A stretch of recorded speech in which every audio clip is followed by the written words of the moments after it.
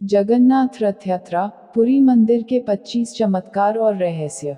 भारतीय राज्य उड़ीसा में हिंदुओं की प्राचीन और पवित्र 7 नगरियों में से एक पुरी में स्थित जगन्नाथ मंदिर को बहुत ही प्राचीन माना जाता है।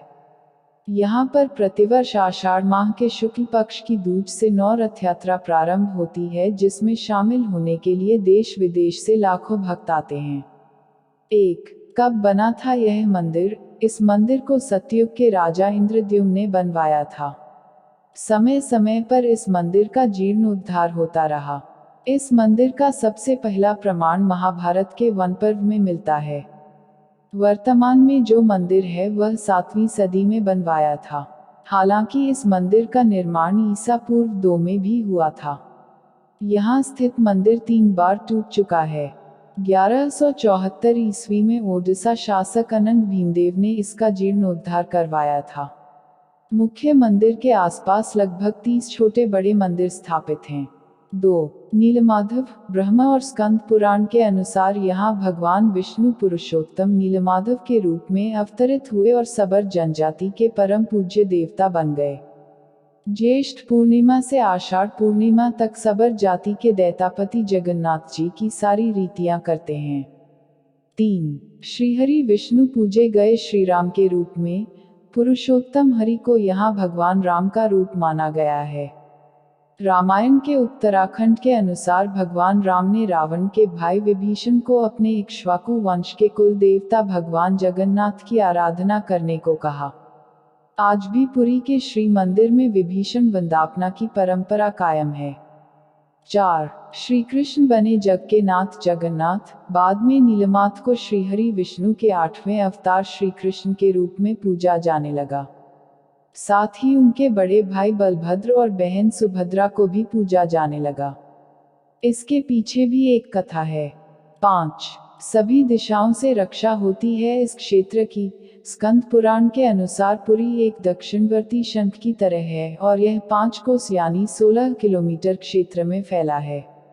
माना जाता है कि इसका लगभग 2 कोस क्षेत्र बंगाल की खाड़ी में डूब चुका है। इसका उदर है समुद्र की सुनहरी रेत, जिसे महोदधि का पवित्र जल धोता रहता है। सिर वाला क्षेत्र पश्चिम दिशा में है, जिसकी रक्षा महादेव करते हैं। शंख के दूसरे घेरे में शिव का दूसरा रूप ब्रह्मा कपाल मोचन विराजमान है। माना जाता है कि भगवान ब्रह्मा का एक सिर महादेव की हथेली से चिपक गया था और वह यहीं आकर गिरा था।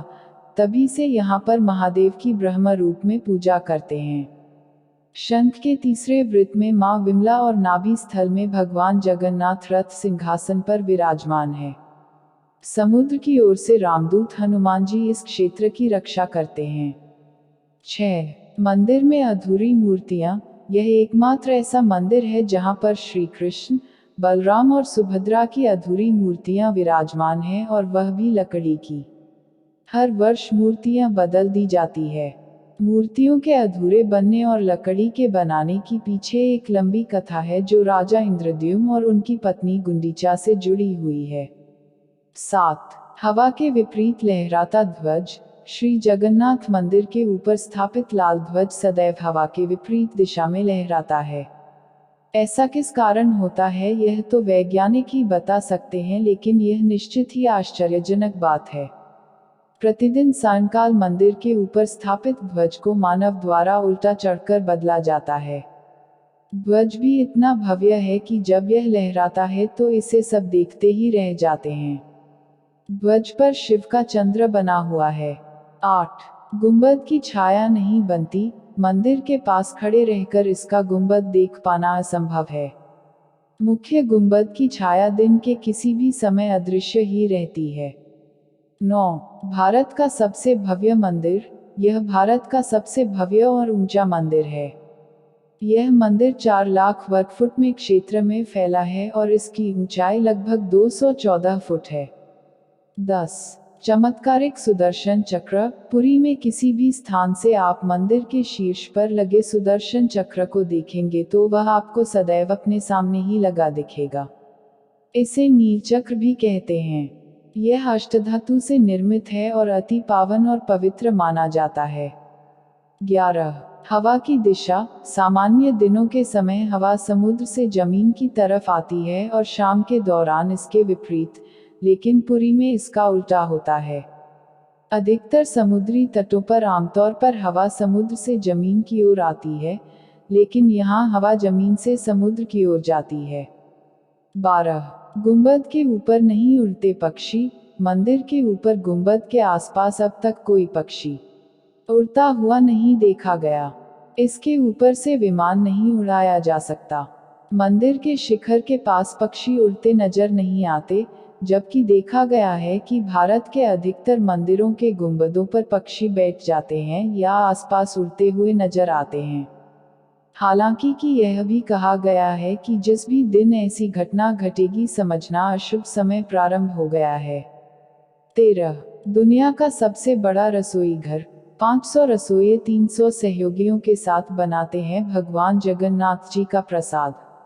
लगभग 20 लाख भक्त कर सकते हैं यहाँ भोजन। मंदिर के अंदर पकाने के लिए भोजन की मात्रा पूरे वर्ष के लिए रहती है। प्रसाद की एक भी मात्रा कभी भी व्यर्थ नहीं जाती। कहा जाता है कि मंदिर में प्रतिदिन प्रसाद 20,000 लोगों के लिए ही बनाया जाता है, लेकिन त्योहार वाले दिन 50,000 लोगों के लिए बनाया जाता है। लेकिन कहा जाता है कि यदि किसी दिन लाखों लोग भी आ जाए तो भी वह प्रसाद ग्रहण करके ही जाते हैं। 14. अजीब तरीके से ही पकता है चावल। मंदिर की रसोई में प्रसाद पकाने के लिए 7 बर्तन एक दूसरे पर रखे जाते हैं और सब कुछ लकड़ी पर ही पकाया जाता है।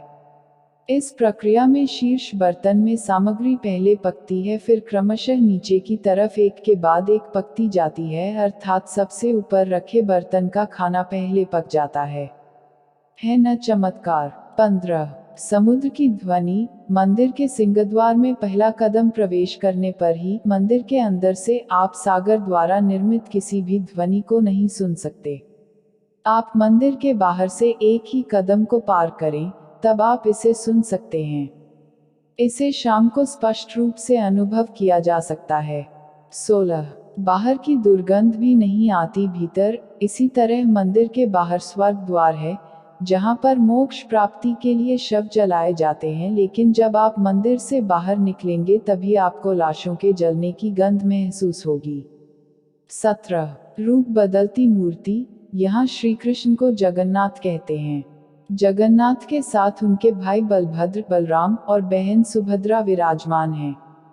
तीनों की ये मूर्तियां काष्ठ की बनी हुई हैं। यहाँ प्रत्येक 12 साल में एक बार होता है प्रतिमा का नवकलेवर। मूर्तियां नई जरूर बनाई जाती हैं, लेकिन आकार और रूप वही रहता है। कहा जाता है कि उन मूर्तियों की पूजा नहीं होती, केवल दर्शनार्थ रखी गई हैं। 18. विश्व की सबसे बड़ी रथ यात्रा। आषाढ़ माह में भगवान रथ पर सवार होकर अपनी मौसी रानी गुंडिचा के घर जाते हैं। यह रथ यात्रा 5 किलोमीटर में फैले पुरुषोत्तम क्षेत्र में ही होती है। रानी गुंडिचा भगवान जगन्नाथ के परम भक्त राजा इंद्रद्युम्न की पत्नी थी, इसीलिए रानी को भगवान जगन्नाथ की मौसी कहा जाता है। अपनी मौसी के घर भगवान 8 दिन रहते हैं। आषाढ़ शुक्ल दशमी को वापसी की यात्रा होती है। भगवान जगन्नाथ का रथ नंदीघोष है। देवी सुभद्रा का रथ दर्पदलन है और भाई बलभद्र का रक्षतल ध्वज है। पुरी के गजपति महाराज सोने की झाड़ू बुहारते हैं, जिसे छेरा पैरन कहते हैं। 19. हनुमान जी करते हैं जगन्नाथ की समुद्र से रक्षा। माना जाता है कि 3 बार समुद्र ने जगन्नाथ जी के मंदिर को तोड़ दिया था। कहते हैं कि महाप्रभु जगन्नाथ ने वीर मारुति हनुमान जी को यहाँ समुद्र को नियंत्रित करने हेतु नियुक्त किया था, परंतु जब तब हनुमान भी जगन्नाथ, बलभद्र एवं सुभद्रा के दर्शनों का लोभ संवरण नहीं कर पाते थे। वे प्रभु के दर्शन के लिए नगर में प्रवेश कर जाते थे, ऐसे में समुद्र भी उनके पीछे नगर में प्रवेश कर जाता था। केसरीनंदन हनुमान जी की इस आदत से परेशान होकर जगन्नाथ महाप्रभु ने हनुमान जी को यहाँ स्वर्ण बेड़ी से आबद्ध कर दिया। यहाँ जगन्नाथपुरी में ही सागर तट पर बेदी हनुमान का प्राचीन एवं प्रसिद्ध मंदिर है। भक्त लोग बेड़ी में जकड़े हनुमान जी के दर्शन करने के लिए आते हैं। 20. हनुमान जी ने समुद्र की आवाज को भीतर जाने से रोक दिया। एक बार नारद जी ने हनुमान जी को बताया कि समुद्र की आवाज के कारण प्रभु मंदिर के भीतर सो नहीं पाते हैं। तब हनुमान जी ने क्रोधित होकर समुद्र को वहां से दूर हटने को कहा। इस पर समुद्र देवता ने प्रकट होकर कहा कि मेरी आवाज तो आपके पिता पवनदेव के कारण ही चारों दिशाओं में जाती है। आप उनसे विनती करें। तब हनुमान जी पवनदेव से इस आवाज को रोकने का कहते हैं। तब पवनदेव कहते हैं कि पुत्र, यह संभव नहीं है, परंतु तुम्हें एक उपाय बताता हूँ कि तुम्हें मंदिर के आसपास ध्वनिरहित वायुकोशीय वृत्त या विवर्तन बनाना होगा। हनुमान जी समझ गए। तब हनुमान जी ने अपनी शक्ति से खुद को 2 भागों में विभाजित किया और फिर वे वायु से भी तेज गति से मंदिर के आसपास चक्कर लगाने लगे। इससे वायु का ऐसा चक्र बना कि समुद्र की ध्वनि मंदिर के भीतर ना जाकर मंदिर के आसपास ही घूमती रहती है और मंदिर में श्री जगन्नाथ जी आराम से सोते रहते हैं। 21 पांडवों ने किए थे यहाँ पर दर्शन। किंवदंतियों के अनुसार कहते हैं कि अज्ञातवास के दौरान द्रौपदी 5 पांडव भगवान जगन्नाथ के दर्शन करने गए थे। प्रभु जगन्नाथ के मंदिर के अंदर पांडवों का स्थान अब भी मौजूद है। ऐसा कहते हैं कि भगवान जगन्नाथ जब चंदन यात्रा करते हैं तो 5 पांडव उनके साथ नरेंद्र सरोवर जाते हैं। आज भी श्रीमंदिर में 21 दिवसीय चंदन यात्रा का आयोजन होता है। ऐसे में श्रीमंदिर से 1 किलोमीटर की दूरी पर मौजूद नरेंद्र सरोवर तक यात्रा निकलती है। 22 स्वर्ण दान। महान सिख सम्राट महाराजा रणजीत सिंह ने इस मंदिर को प्रचुर मात्रा में स्वर्ण दान किया था, जो कि उनके द्वारा स्वर्ण मंदिर अमृतसर को दिए गए स्वर्ण से कहीं अधिक था।